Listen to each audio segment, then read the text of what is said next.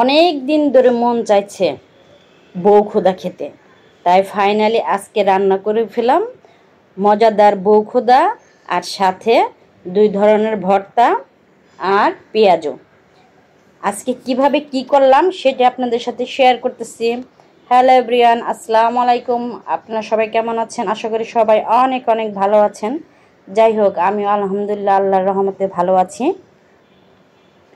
এই তো বললাম না, অনেক দিন ধরে বউ খোদা খেতে ইচ্ছে করতেছে, কিন্তু খেতে পারতেছি না। আসলে অনেক কষ্ট এই বউ খোদাটা খাওয়া, বাটাবাটি করতে হয়। এই যে এখানে আমি শুটকি রান্না করবো, এই জন্য আজকে আমি একটু নতুন প্রসেসে শুটকি রান্না করব। আমি এখানে পেঁয়াজ বেটে নিলাম, হালকা করে রসুনটা বেটে নিলাম, কাঁচামরিচও বেটে নিব এবং শুটকিটাও বেটে নেব। এটা হলো লইট্টা শুটকি। মানে অনেক দিন হলো না, প্রায় বছরের বেশি হলো যে বউ খোদা খায় না। আসলে বউ খোদা খেতে গেলে অনেক কিছুই করতে হয়। এই যে ডাল ভিজে রাখছি, আবার পেঁপে ভাজবো। আগে আমি শুটকিটা বসিয়ে দেব, আর এই দিক দিয়ে সব কিছুই বাটাবাটি করবো। আজকে সব কিছুই মানে বেটে বেটে রান্না করতে হবে, এই জন্য অনেক কষ্ট। যাই হোক, তো শুটকি রান্না করতেছি আগে। এইভাবে শুটকি রান্না করলে অনেক মজা লাগে। এই তো লইট্টা শুটকি দিয়ে দিলাম, এই তো হয়ে গেল একটা কেবল। এখন এই যে তিল বাটবো। আজকে বললাম না, আজকে শুধু বাটাবাটির কাজ। মানে এই কি বলে, এই বউ খোদা খেতে গেলে অনেক কষ্ট করতে হয়, অনেক কিছু বাটতে হয়। এই যে এটা আমি পেঁপে ভাজি করলাম, এটা আসলে রাত্রে খাওয়ার জন্য রুটি দিয়ে। এই যে ফাইনালি এই যে বউ খোদা চাউল,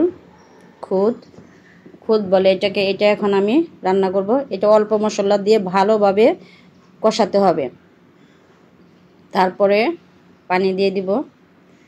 আর এটা চুলায় বেশিক্ষণ রেখে দিবেন, যাতে নিচে পুরা পুরা ভাব থাকে, সেই জিনিসটা খেতে খুবই ভালো লাগে। আসলে এগুলো আমি শিখেছি সবই শাশুড়ির হাতে, শাশুড়ির কাছ থেকে। শাশুড়ি আমাকে এগুলো রান্না শিখিয়েছে। এদিকে বউ খোদা রান্না করতেছে, আর ওইদিকে ডাল বাটতেছে। ওই যে এরকম পুরো পুরো থাকবে, আরও পুড়বে, পরে আরও পুড়েছে, আমি অনেকক্ষণ রেখেছিলাম।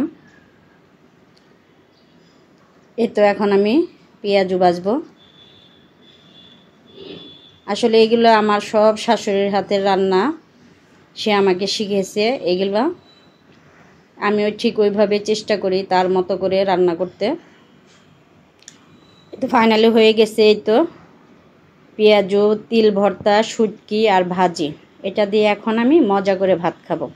সরি, ভাত না, বউ খোদা খাবো। কত দিন পরে আজকে মানে পেটটা ভরে খাবো এই বউ খোদা, মানে বলে বোঝানো যাবে না। তাই একটু হাতের মধ্যে একটু চুড়ি পরে নিয়েছি, একটু মানে ঝনঝন ঝনঝন শব্দ করে এখন আমি খেতে বসছি। বিসমিল্লাহ বলে লোকমাটা মুখে দিলাম।